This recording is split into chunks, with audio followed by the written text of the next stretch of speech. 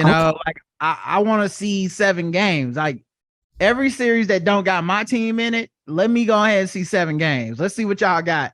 So I would love for this to come all the way back and we be on Sunday and everybody's playing for legacy. Is it really heat culture? Is it, is Jimmy Butler now the biggest choker if he don't sweep these dudes after being up 3-0? Because you know how sports media do, it's gonna flip like that. It's gonna Yes. you Go gonna go from the wait. greatest to the worst. That is so true. That ain't sports culture. That's America.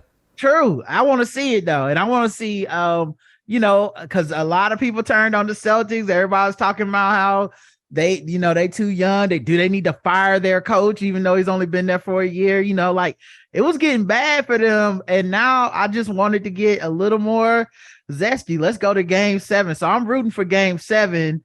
And in game 7, I think the funnest possible thing would be for Boston to win. Funnest. Funnest. Yeah. Go ahead. I mean, you can't. Come on, you let Ice Cube speak for Black America. You gotta let me play with All some right. words. Okay. Go ahead. Go ahead. Go ahead. You do you. You do you. The funnest thing would be if somehow the Celtics win, because it would just be chaos, and then whoever goes is going up against that buzzsaw in Denver, Jokic. So I want to see all of that. Who has the best chance of beating Denver? I think Boston has a better chance, but I don't think nobody can beat Denver. Okay. All right. Well, I'm not watching because I could give a damn at this point. So I don't care who out. it is. LeBron out. I'm done. Me too. You out. I'm out, bro. You retire. I retire. Okay.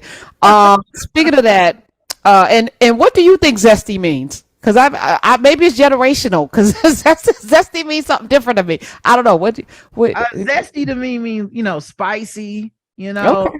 The one that's gonna give us the most to talk about. I know some other colloquial versions of that word, but that's not the version I meant. Just okay. All right. I was just checking. now, hold up. Now I know you're a LeBron stand like myself.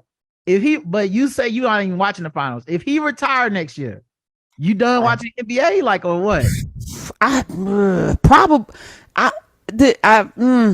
won't say no because I could fall in love easily with somebody else, like I really, Jason Tatum, his whole story. I could easily, if they pull this out, I could easily tip over into Jason Tatum following him, his mama, the whole story. I like it.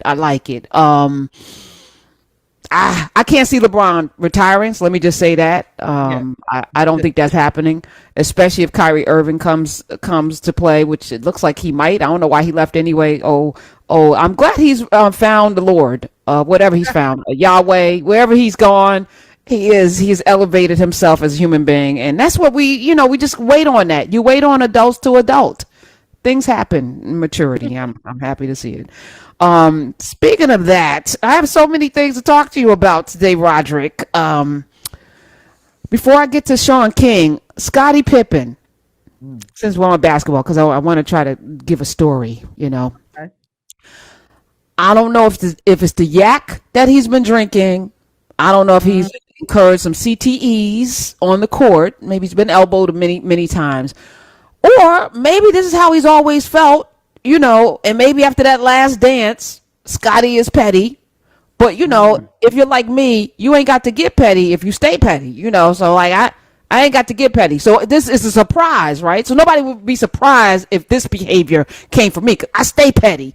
But he's coming out, like, saying some really interesting things. I'm going to play a clip. I hope we have it ready, Amina. Okay, so Scottie Pippen just said this. Play it. LeBron will be the greatest statistical guy to ever play the game of basketball. And there's no comparison to him. None. So, does that make him the greatest player to ever play the game? I'll leave that out for debating because I don't believe that there's a great player because our game is a team game and one player can't do it. Like, I seen Michael Jordan play before I came to play with the Bulls. You guys seen him play. He's a horrible player. He was horrible to play with. He was all one-on-one. He's shooting bad shots. And all of a sudden, we become a team and we start winning. Everybody forgot who he was. Wow. Wow. What tickled you so, Oh my man, Roderick? Scotty, he is so petty, man. I love that dude. He honestly, as a LeBron stan, a little bit of me, not a lot, but a little bit of me has to hate Jordan because people keep throwing Jordan in our face as a LeBron stan. Like everything he did was the only way things could be done, and he the greatest ever, and all this stuff.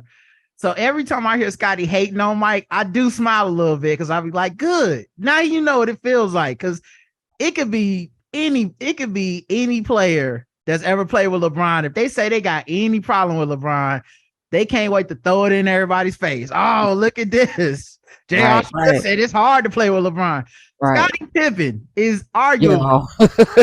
arguably 1A or 2, whatever you want to put him, to Michael Jordan's everything. Mike ain't win no championships without Scottie. And this man is like, y'all overrating him. I feel like that's exhibit A. No, wait, he said he was horrible. Like, I feel like he was doing too much. I'm not in your camp but I am in Scotty's camp from this standpoint. I feel like we spend too much time putting people in these categories of greatness when everybody has taken a baton and become great off of the back of somebody else. Right. If Mike didn't go to North Carolina and play with Worthy and done, would he have been great? Like you don't know what. In this context, I don't think he means horrible as a player. No, I know. As a team player, horrible as a teammate. And yes, much is true. Like listen, even the part of me that loves Jordan kind of loves him because he was a horrible team, like smacking people in practice horrible to folks. Give me the ball every time. Bill Cartwright had to threaten to end this man's career.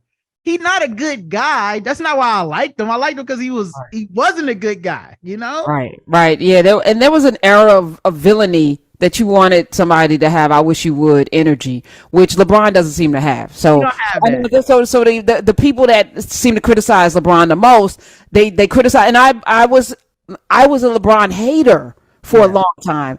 I fell in love with his off court that made it easy for me to then fall in love with him on the court. But I hate him because I come from that era. Like, I wish you would should be the energy. You need to make it painful for people to play against you, with you. Whether they should be scared to not pass you the ball. They should be scared to lose. Like, I feel like that's the energy you should be petrified that something may happen to your mama or your pinky toe if we don't win this game. Like, you should go in feeling that should be across the board. Your life should be on the line. I feel like LeBron grew into that. He just wasn't naturally like that, like Jordan.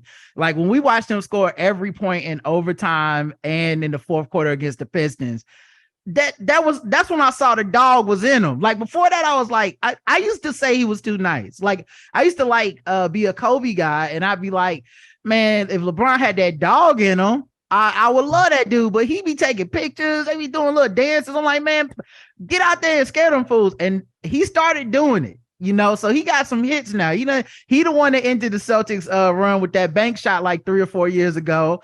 Of course, bubble LeBron. You got the LeBron that just at 38 years old told Dylan Brooks stop poking bears. Like he got it now, but he used to. You're right. He didn't have it naturally like Jordan. Jordan just showed up with it. Jordan would have never passed the ball to Boobie Gibson. 866-801-8255. Boobie Gibson would not have been getting any passes. All right.